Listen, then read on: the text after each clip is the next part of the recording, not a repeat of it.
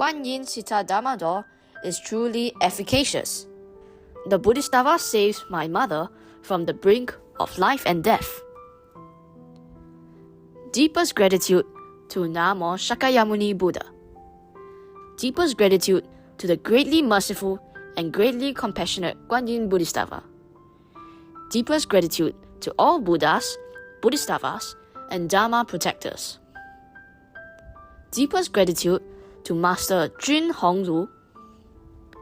Today, I would like to share my true experience of getting my mother, Chen Xiuxia, out of a life and death situation during her illness, through the application of GuanYinCitta Dharma Door's 5 Golden Buddhist Practices. Part 1. When life hangs by a thread, the Bodhisattva shows the way forward with her compassion. It all happened in the wee hours of 15 September 2025. My mother, then 81 years old, suddenly experienced intense abdominal and back pain. As she usually lives alone, it was fortunate that both my younger sister and brother happened to be with her on that fateful day. They rushed her to the hospital in Ipoh for emergency treatment. A medical examination revealed an aorta in her abdomen was severely swollen. This condition is known medically as an abdominal aortic aneurysm. To make matters worse, the aorta could rupture without any warning. Without an immediate operation, her life would be at stake. To complicate things, her advanced age made it impossible for a conventional surgical operation to be carried out. Instead, she was advised to undergo minimally invasive surgery, MIS. However, the local hospital was not equipped with such medical facilities. In fact, only 4 hospitals in all of Malaysia are able to perform MIS. My mother's sudden illness occurred on a public holiday in Malaysia, and many doctors were on leave. At such a critical juncture, with the compassionate blessings of Bodhisattva, we were able, within a mere 3 hours, to contact a leading specialist at a specialist hospital in Kuala Lumpur who was willing to perform MIS for my mother. Given her advanced age and the high inherent risk of such a complex procedure, many doctors, lacking confidence in a successful outcome, would have deterred from taking up her case. The ambulance rushed my mother to the medical center in Kuala Lumpur within 2.5 hours. By the time she arrived, her abdominal aorta had ruptured and the internal bleeding was so severe that her total blood volume had dropped to a precariously low 20 to 30%. Her condition was so dire that the doctor bluntly said, without an operation, she would be a goner, but an operation will only give her a 1/3 chance of survival.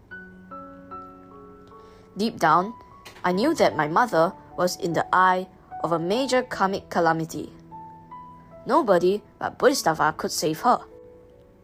Right then and then, on behalf of my mother, I made the following big vows: to share her testimony upon recovery, to transfer a portion of my merits accumulated from volunteering at the practice center, spreading the Dharma online, and being vegetarian to my mother, to offer 108 little houses to my mother's karmic creditors, and to liberate 10,000 fishes and 108 soft-shelled turtles for my mother.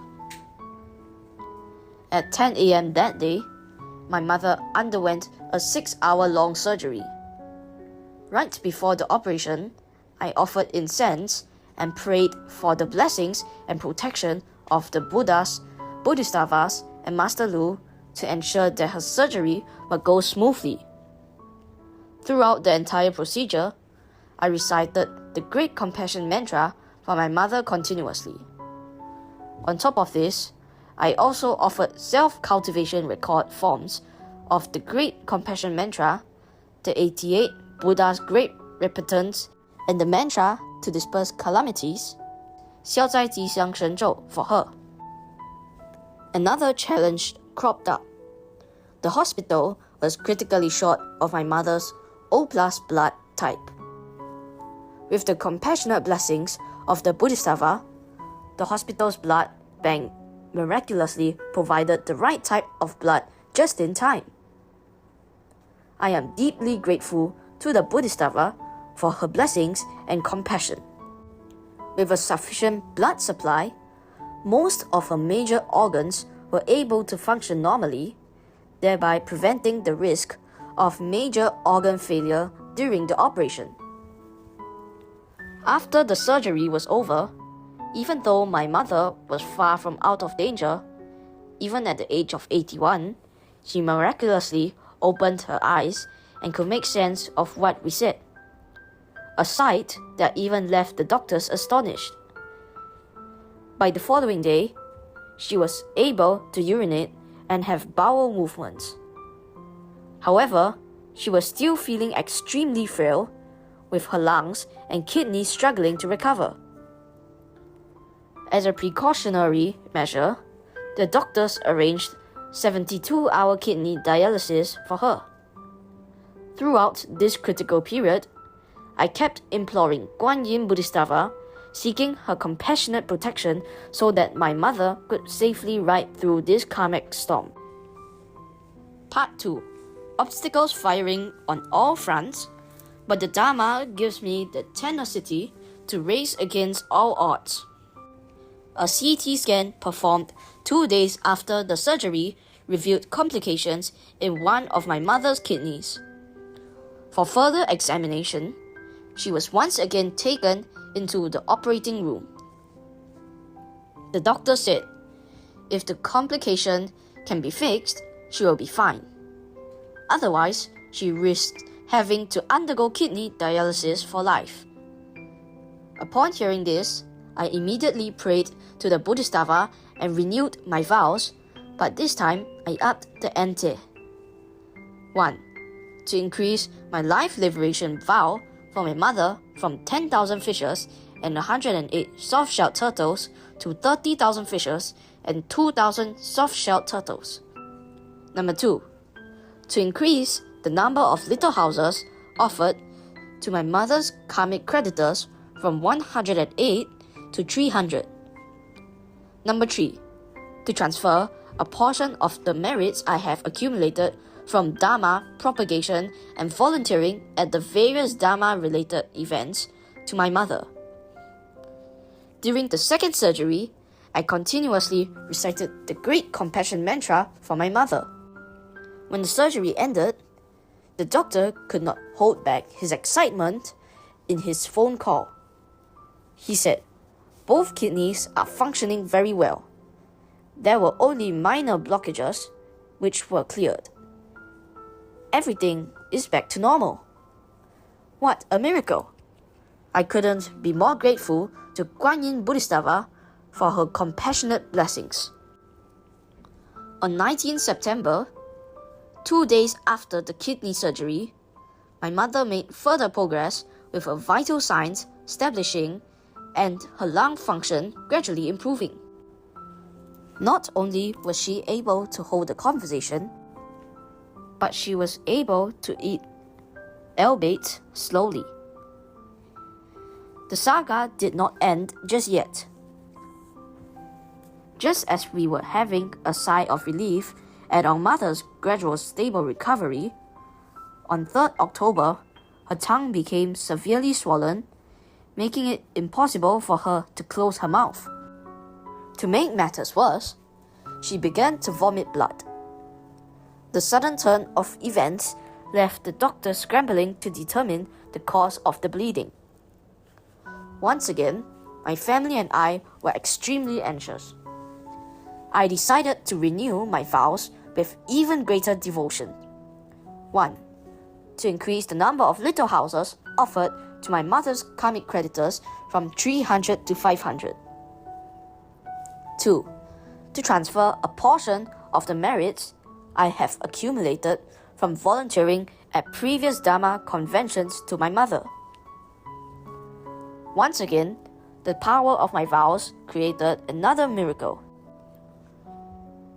The doctors quickly traced the source of the ailment to ulcers in her stomach and the middle of her tongue. To treat my mother, hemostatic clips were used to clamp her tongue. Even though this caused my mother excruciating pain, Master Lu once said, "To suffer is a way to eliminate one's negative karma and to overcome one's karmic calamities." Yes, it really was a blessing in disguise, because the incident also helped clear a small amount of remaining blood clots from my mother's lungs. After that, my mother could urinate normally as well. Prior to this sudden onset of illness, my mother had long been coughing up large amounts of phlegm and running a fever. The doctor's treatment resolved the chronic issue once and for all. On 16 October, my mother developed another set of complications. This time, hemorrhagic ulcers appeared in the rectum, with multiple ulcers near the anus. Fortunately, the doctor sprang into action by suturing the affected areas, which helped prevent her rectal ulcers from worsening. My mother was admitted to the ICU on 15 September, and she was transferred to a regular ward on 23 October. Within this period of 6 weeks, she underwent 5 different surgeries and treatments. Despite the perilous twists and turns, against all odds, she emerged safely from each one. Even the hospital nurses marveled, saying that my mother was truly a miracle. For an 81-year-old to survive a ruptured abdominal aorta is extremely rare. In fact, the mortality rate for this condition is as high as 85%, and many patients perish before making it to the hospital.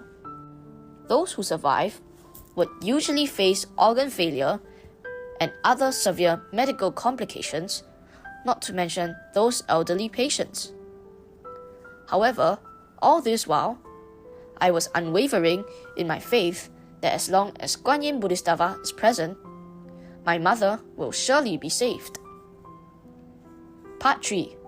A miracle. A new lease of life for my mother after her close shave with death. With the blessings of the Buddha and the application of GuanYinCitta's 5 golden Buddhist practices, my mother was finally discharged from hospital on 30th October. On 10th November, the last urine tube was finally removed, and she was finally completely free. At the follow-up consultation on 3rd November, the attending physician, Dr. Tang, could not help but to exclaim, "This is truly a miracle. For someone who initially had only a 20% to 50% chance of survival to recover so well, it is as if her life has been extended by another 10 years. What brought even greater joy was that, after hearing of my mother's miraculous recovery, my friends immediately began reciting the Great Compassion Mantra and the Heart Sutra. I still recall an occasion that occurred when my mother had just been admitted into the ICU. One of the patients next to her suddenly passed away. So terrified was she that she broke down in tears. To comfort her, I held her hand, and together we recited the holy name of Bodhisattva. Namo, the greatly merciful and greatly compassionate Bodhisattva. As we continued reciting, she calmed down and a smile returned to her face. I told her, "Mom, you should not be worried because there are fellow Buddhist practitioners who pray for you every day. In fact, some of them even help perform life liberation for you. Most importantly, Bodhisattva is showering you with blessings.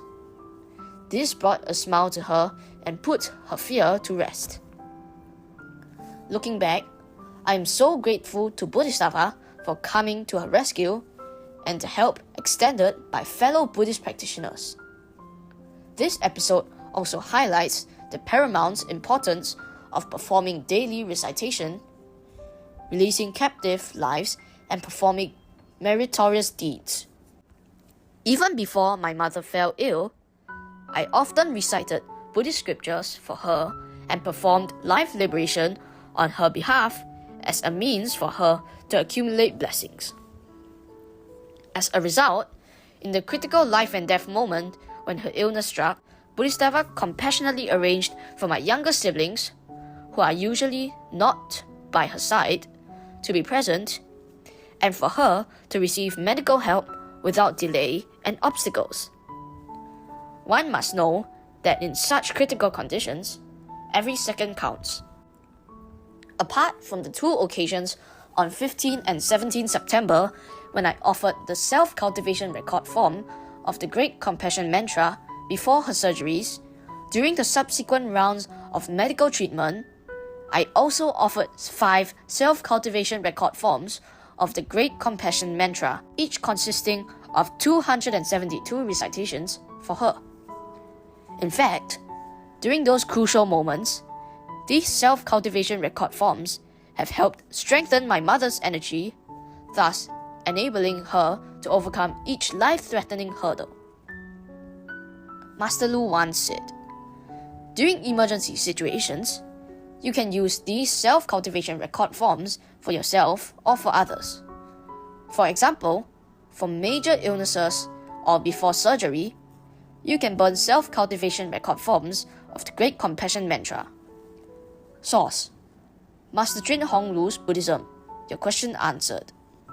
Q&A 122, Performing Recitations for Self-Cultivation. It was only on the 10th day of my mother's stay in the ICU that I made my way from Singapore to Kuala Lumpur.